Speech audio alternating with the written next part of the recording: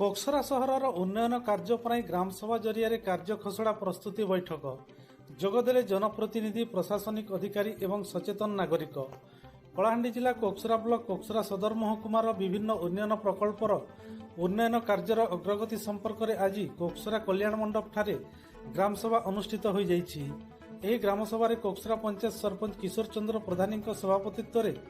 धर्मगढ़ विधायक मौसदी बाग, जिला बीजेडी सभापति पुष्पेंद्र सिंहदेव,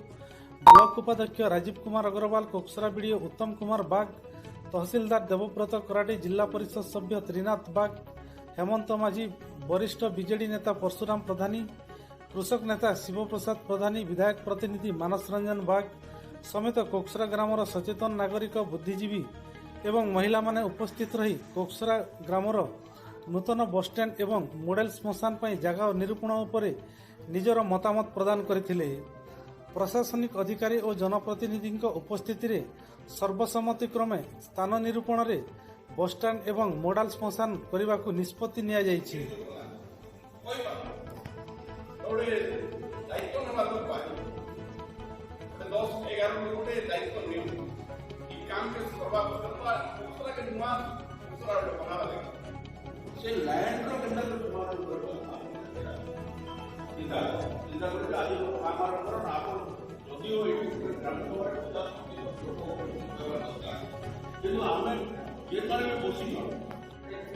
अनुष्ठान हो